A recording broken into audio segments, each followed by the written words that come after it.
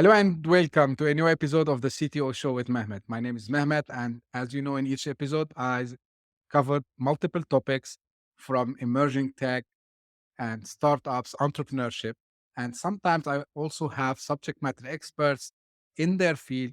They work in something related either to tech or to startup and entrepreneurship. And today I have with me Neha. She's joined me from the US. Thank you very much, Neha, for coming to the show.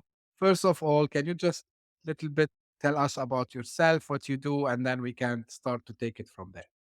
Yeah, thank you, Mehmet, for having me. Thank you to the listeners who are listening right now. Excited to be here. So my name is Neha Naik. I live in Houston, Texas, with my husband and two young kids, and I'm the founder and CEO of RecruitGyan. So a little bit about me: I actually wanted to be a doctor growing up, and it wasn't in my cards just because it wasn't a field that I really identified with. And so I moved over to HR and recruitment, and that's really how I got into recruitment. So it's always interesting to me because I feel like a lot of recruiters and people in HR don't really start out there, and somehow then they really enjoy when they end up there. That's cool to know. Like usually, and this is for every guest, I try to understand more. What have inspired you to create your current company? And because we talk a lot in my show about, startups, it's the first time I think I'm covering recruitment. So also your approach to recruitment, how it evolved over the years. Yep. So I created Recruit Gan only because, as a daughter of an immigrant family, we immigrated here when I was 11. And one of the things, my parents always taught us to do is to be independent and to live the American dream, right? Now, I told you that I transitioned from going into med school to HR, but the transition was really difficult for me because, I thought that I was a failure, and nobody likes to quit or stop, doing something, especially someone like me. I'm a very type A person. But eventually I got into, the field of recruitment. I worked with a couple of agencies, and I realized that I really wasn't happy there because I didn't really align with their approach to recruitment, whether it was on the client side or the candidate side. And basically my husband then inspired me to really create my business because he was like, I can see you making a difference. I see that you're really passionate about this. So let's give it a shot, right? Like, what's the worst that can happen, right? We didn't have kids at the time, and so we could take a little bit of risk. And yeah, in terms of my approach to recruitment evolving over time, it definitely has. I went from being coached under someone who treated recruitment in terms of numbers and data. And while I love data and we use that a lot, we also treat recruitment, people first. We always look to humanize our recruitment processes. We like to empathize with our candidates and our clients and really help them set up for success, not just today, but for years to come. That's really inspiring. Now, you told us about, RecruitGyan, your company. So I understood that you specialize in helping hypergrowth tech startups build and retain top talent. Now, Mhm. what do you think are the biggest challenges startups face in the hiring process? Yes, I think, the number one challenge that I see startups unfortunately face is the lack of planning and the lack of giving recruitment a thought. I always see startups like they're like, "Oh, we need to hire 4 people like yesterday." And I'm like, "Why wasn't this planned out?" Right? And I understand that business needs change and businesses evolve and grow, and sometimes faster than what the founders or the CEOs were expecting, but you have to plan for recruiting. That has to be a priority as you grow and scale. If you don't, then one, you're going to have a higher turnover. You're going to have people within your team over feeling overwhelmed because they're doing the job of one, two, three people. And you're also going to have that leadership that's just pushing things to people without taking into account the growth. So I think definitely number one is like planning when you're scaling, right? The second challenge that I see a lot of startups have is actually not just hiring the high caliber talent, but then the retention of that talent, right? So how do you make sure that they don't then go to your competitor? Because obviously, when you hire someone, you're spending a lot of time, energy, and money in onboarding them, training them, getting them used to your culture and all that. And so if you cannot retain them, then essentially all that has gone down the drain. And it also tells me that you probably don't have the right culture if you're having a lot of turnover. And then finally, specifically with tech talents, there is still an issue of lack of diversity, right? So a lot of clients that I work with will come to me and say, we need to diversify the talent, in our organization. So that's another kind of challenge that I see with startups. That's very informative again. Now, the show name is the CTO Show. And as you can imagine, like my goal initially and still is also to focus on the CTO as a CTO role and at the same time for founders looking for a CTO. So, and the question might go beyond the CTO. Actually, how important is the role of a CTO, of course, in a startup? But also, we can generalize to any like a leadership role who would take care of the technical side of the business. Yep, I agree. So you're thinking CTO, VP of engineering, like director of Yeah. product, right? Anybody in that umbrella. I think, all these people in the leadership play an essential role, right? And I think one of the things about startups is that you don't, your I guess your key initiatives, your KPIs aren't always defined as well as they could be because again, it's a startup and people are having to wear multiple hats. So for leadership and technology specifically, it's really important that not only do they have the right technical expertise, but they're aligned with the company's vision, right? Because they're going to kind of lead the way for other people in the businesses as it relates to the technological aspect itself, right? So when startups hire for leadership within the technological realm, we want to make sure that they have a strong background in technology, software development, but they have a really good understanding of the business objectives of the business's mission and vision for years to come, right? So they're aligned. And then they should also be really good at communicating with other people what those initiatives are, what those objectives are, and capable of translating their technical knowledge into business strategy. And I think this is sometimes the hardest thing for CTOs is for companies who don't hire strong CTOs is that they're not able to take that technical knowledge and then, move it into business strategy, right? And then finally, of course, like experience with leading teams, but not just leading, right? Like you're also going to be a functional CTO. Like you're actually going to be doing all the things when you first start out. You may not have a team to lead right away. So someone who is hands on, but can also evolve into a really strong leader. I agree because I've seen a couple of times this mistake happen, especially when you mention not being aligned between the business vision and because there's a gap over there. Mhm. So in general, like we talked about the CTO role and the VP engineering role, but from your experience, like what are the most common mistakes startups make when hiring or recruiting technical talent? Great question. I think, like I said earlier, like lack of planning is like the number one mistake that I've seen people make. The second mistake I see people make is improper hiring manager training, right? So what that means is the people who are actually going to do the interviews on the company's behalf, whether it's an engineer, whether it's a product manager, whether it's a recruiter, whoever that is, you need to train them on how to actually hire people and interview people.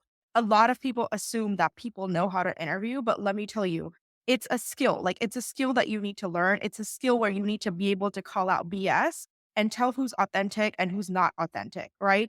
And then again, the other part of it is not defining your recruitment objectives, right? You are failing to research the job market, the salary trends, looking at benefits. Companies um, don't look at the market research, and then their benefits aren't on par. You're also investing in outdated technologies and processes, and then the things become like a bottleneck.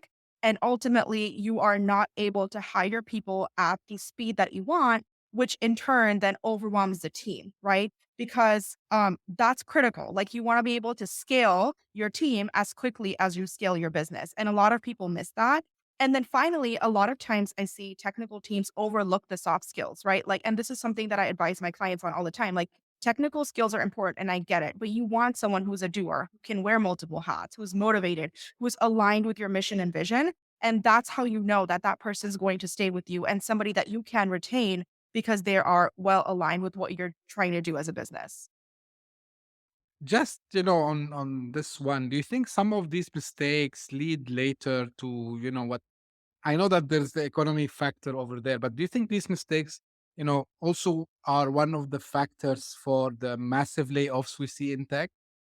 Probably, and I will say that during COVID, there was massive hiring, especially with technical companies because everything was remote. And so We saw people like literally just grow their businesses really quickly, especially, remote companies, companies who really valued like the technical innovation. And there was a lot of hiring done, and there was a lot of title inflation, right? So people that weren't even at a director level or far from it were given these titles of directors. And with that title inflation and the salary inflation, and not, for the recruiting teams and the hiring managers and the founders not doing the relevant research early on, did cost them money, right? And so now what's happening is the same teams are like, okay, we can't afford to pay this person, with 5 years of experience, the same that we're paying for someone with 10 years of Mhm. experience.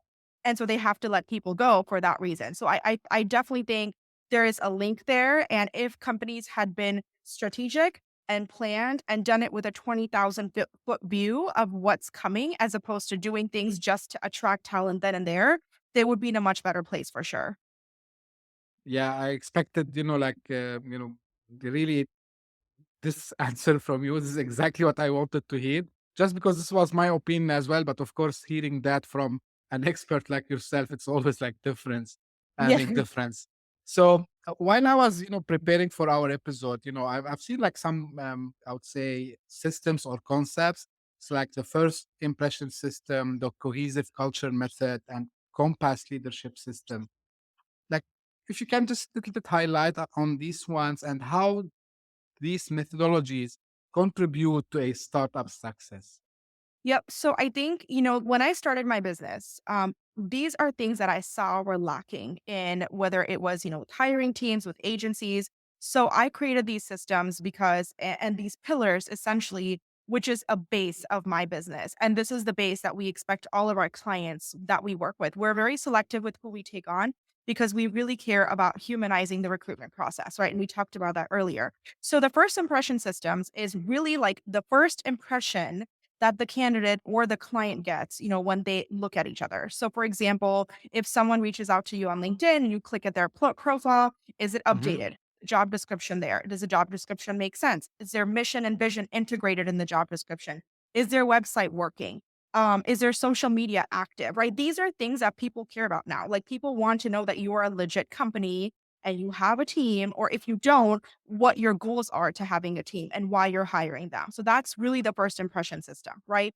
The cohesive culture method is all about the culture of the company. So, we've noticed, with 12 years of experience and now working with businesses for over 8 years, like, yes, people love the pay, but people love the culture more. In fact, I have people tell me, like, I cannot leave here. I know that I'm not earning as much as I would be at, these bigger companies, but I mhm. love the culture. I love the flexibility. I love that they listen to me. I love that there's diversity. I love my benefits. I feel included. My voice is heard. And that is just so huge, right? People want to feel valued. I think it's a psychological thing. We don't like to be somewhere where we are not valued. And so if you're not valuing your customers or your candidates or your, even your employees, and you're, treating them like numbers, you're not going to go very far. So that culture has to be there.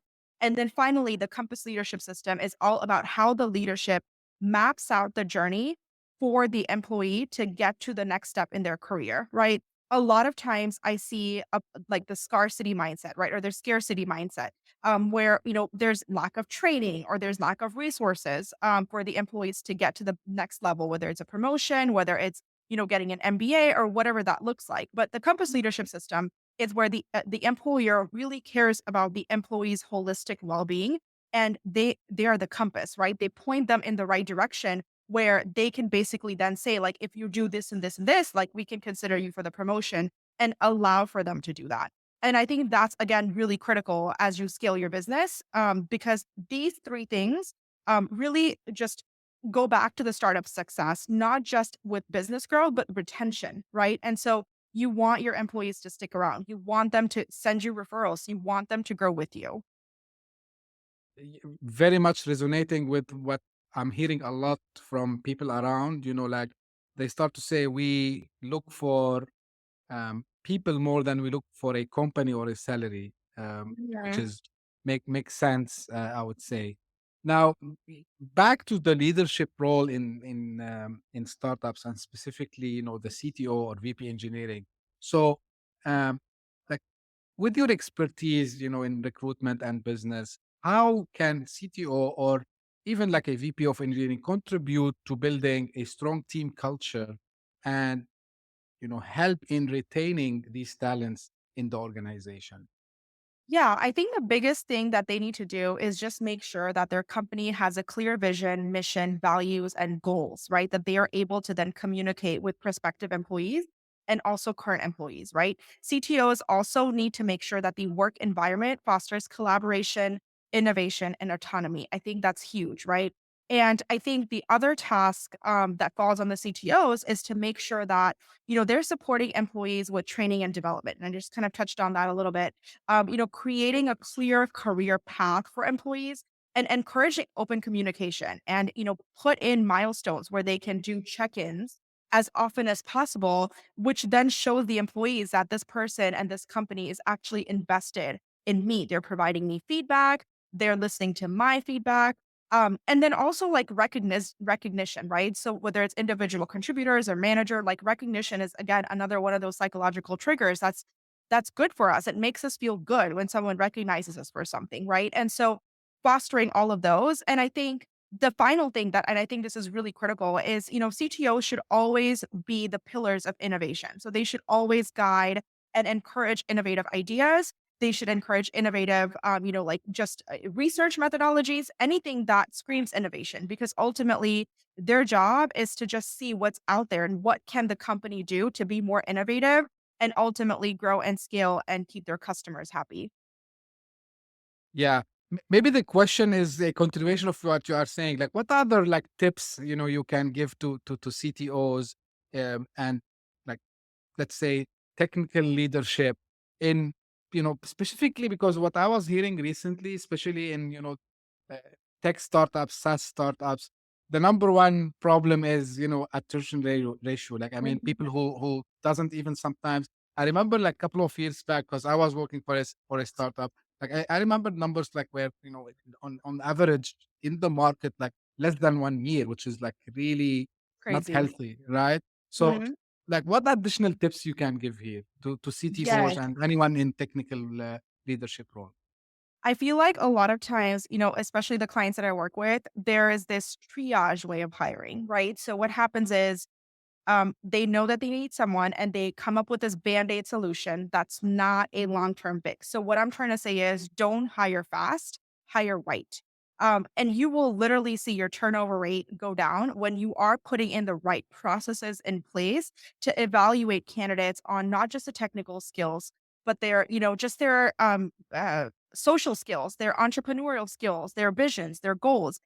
People don't do that, right? Like just the other day, I was talking to a client, a new client, and they were like, "Oh, we'll just do one interview." And I'm like, "No, you can't just do one interview. You have to do multiple interviews because if you do that one interview, you don't know that person that well. You've got to do at least 3 or 4 to really understand the candidate, right?" And so I see a lot of people make that mistake where they're like, "Oh my gosh, we're growing, we're growing, we're growing. Let's get someone in fast." And when you do it really fast, you're not going to be, really happy. It's like going to a shoe store and buying shoes without trying them on. Like, you're gonna come back and say, "My feet hurt." It's the same concept, right? Like, yes, you may need this person in right away, but the smart thing to do is to first figure out if there's true alignment, technically speaking, just in terms of logistics, in terms of a cultural add, in terms of a motivational fit, and then you can move forward. But I think that would be the number one advice is like, don't hire fast, hire right. And then again, make sure that you're not treating them as a number. Like there's some type of a process in place where you are, making sure that there's a relationship that you're building because candidates bring other candidates. Candidates bring referrals, right? We all know Right. people. And so when you treat candidates like a number, they know that. We can sense that. We all feel that. But if you treat them as someone that matters, then they're going to say like, "Hey, best friend, I have this company that's hiring. The interview process was great, and you are actually helping your recruitment costs go down when people bring other people to your company by referrals." I love the example of buying the shoe without trying. Like, really, it's the good example and very realistic, I would say. Yeah. Um, yeah. So, Neha, because I know you're member of the Forbes Business Council and you have access, to small, mid-sized business owners, and you're like working actually in the field, I would say, and you've able to see a lot of things. So, what are some of the trends you see emerging in the tech and recruitment sector? Yep. So I think within the tech and recruitment center, like obviously this concept of AI, right? Like that is being like the new hot thing. So definitely people are trying to figure out where does AI fit into the recruitment and HR world? Like what can you automate? What still needs to be human based? I think that's the first thing. I think the other thing is, and we talked about these two things, is the retention, right? Like how do we keep the employee retention high? The third thing is humanizing layoffs, right? So we know that there's layoffs that are happening and it's crazy out there, but how do you humanize them? How do you make it to where Hmm. when people are let go or are furloughed, you're doing it in a way that still speaks highly of your culture, right? And not just like sending an email out at 2 a.m. and firing people. Like what are you doing to make sure that the people are protected emotionally? Because that speaks a lot of volumes to your business and your leadership as the company. Because when, I always believe when the pendulum swings, it swings both ways. So there's going to be times when things are not well, but then it's going to swing the other way around. And when it swings the other way around and you're looking to hire, you don't want Hmm. to have Glassdoor reviews that are negative or people are saying bad things about you because you weren't really intentional with how you were letting people go and you treated them like numbers and not like humans, right? I think that's the biggest thing.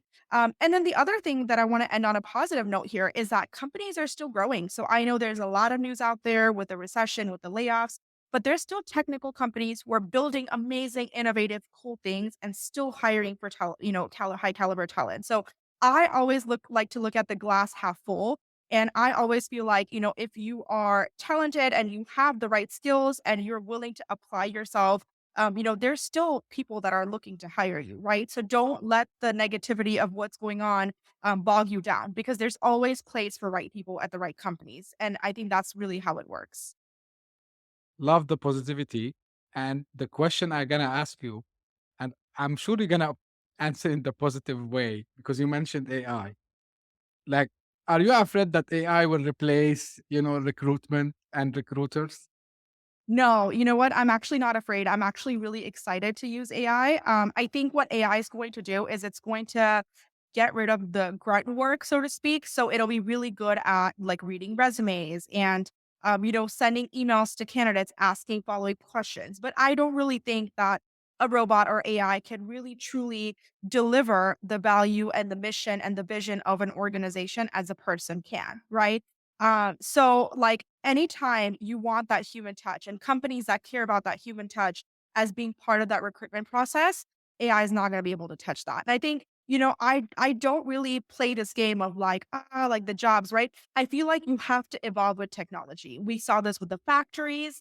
We saw this with, a lot of manufacturing companies. And this is going to be the same thing with AI. So we just have to like work alongside and not treat it as a competition, right? Because I think the world is big enough for everyone to have the opportunity to do what they want, and so, no, I'm not fazed by AI at all.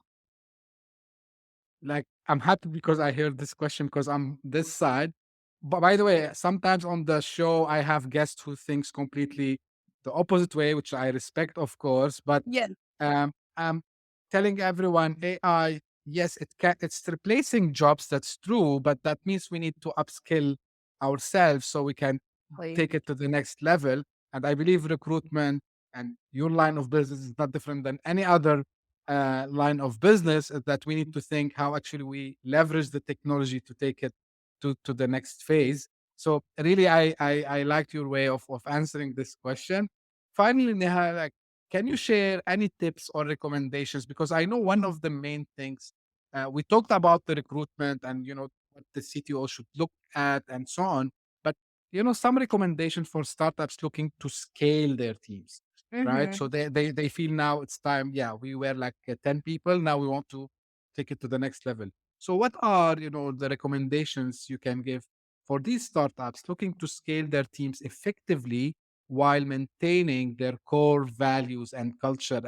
And this question, I'm repeating it recently because the other day I had a guest, and again we were, you know, kind of discussing or trying to discover why culture, when the company is small, it's everything ping, and then once we scale, something happens. So I want to hear your opinion and your recommendations before we close.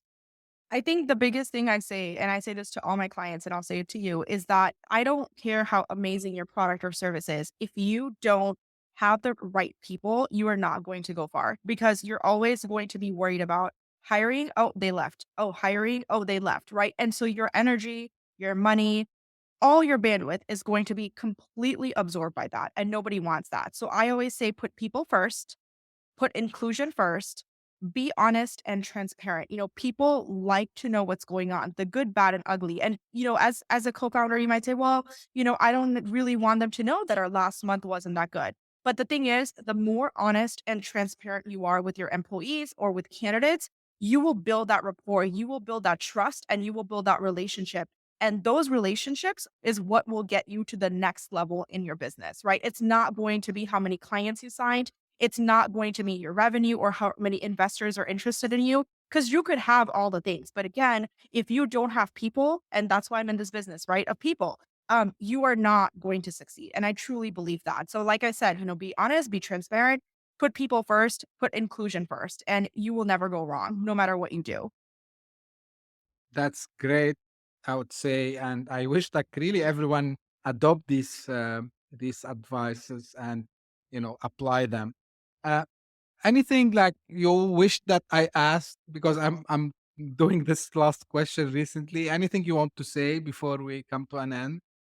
Yeah, I think, the biggest thing I will say is that as you're scaling, there's definitely this, people are scared, right? I mean, when you get out of your comfort zone, as you scale your business, there's this fear that creeps in, like, am I doing things right? Am I doing them wrong? Like, right? But I think the biggest thing is one, not to get overwhelmed by all the advice you're getting.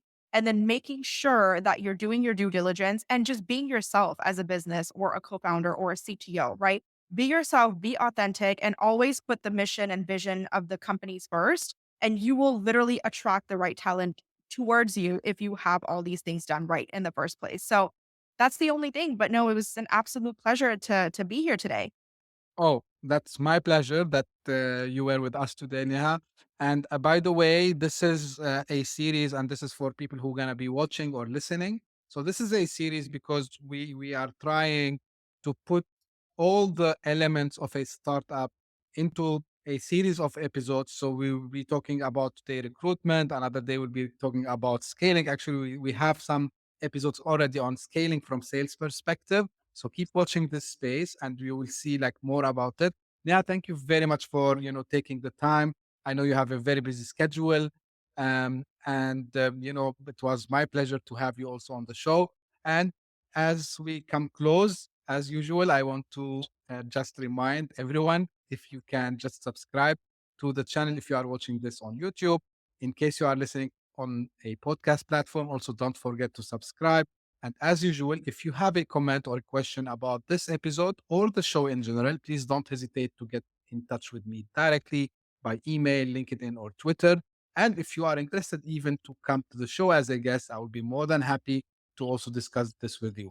Thank you very much for tuning in today, and we will meet in the next episode. Thank you very much.